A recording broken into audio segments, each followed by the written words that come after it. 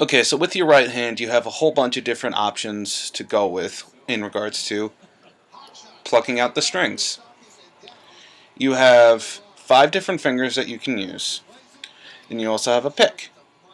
We will get into right hand technique with your pick, but first we're going to start off with the old adage of going with 2 fingers. Now, like I said, you have 5 different fingers, so you have many different ways to go with playing with 2 fingers. You got your index and pinky finger, index and ring finger, your index and thumb finger.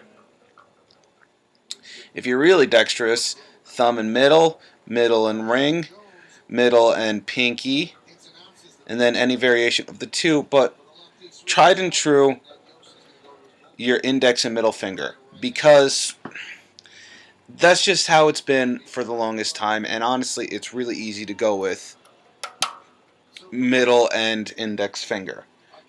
But that's not to say that this is what you want to go with all the time. There will be times where it'll be hard you won't find yourself getting, if you're doing a string jumping thing, you might find it hard for one reason or another to go to string jump with your index and middle finger, depending on what the pattern is. So sometimes I'll throw in my index and pinky finger, my index and ring finger, and I use this primarily for string jumps, thumb and index finger. The reason why I use my thumb and index finger is because you look at the differences in height. You plop your hand down on the string. My thumb is resting against the A string, and because of the length of my index finger, it's plucking the G string. So you're skipping over a string, and then because of the length differential between the two, you can move your thumb anywhere and can string jump very easily with thumb and index. If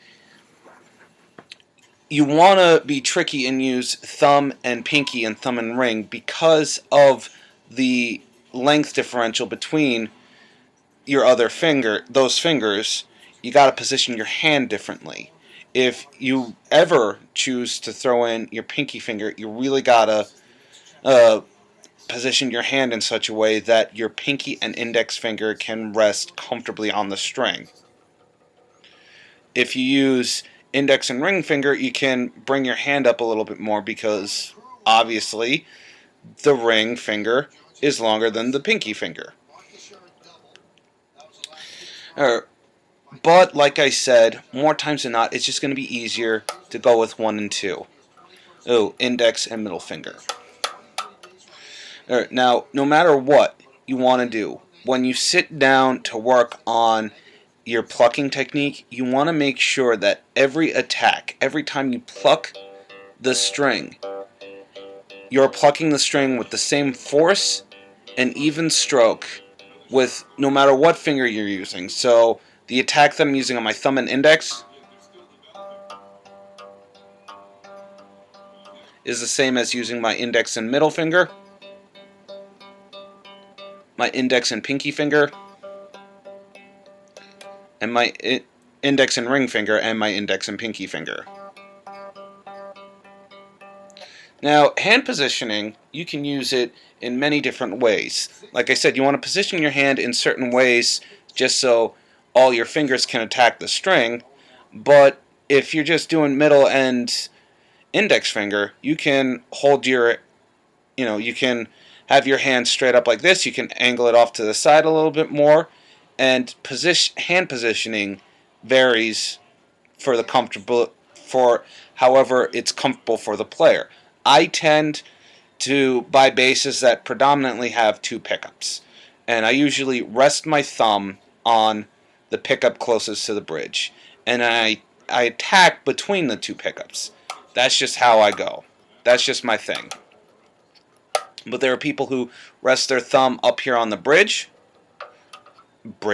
on the neck. People who rest their thumb back here on the back pickup. It's going to sound differently, and it's going to feel differently no matter where you position it. I like the string tension right here. There are people who like the string tension up here, and there are people who like the incredibly high string tension back here. Just experiment, but use a metronome when you practice your plucking technique, just so you can get that even attack tone with every strike of your hand.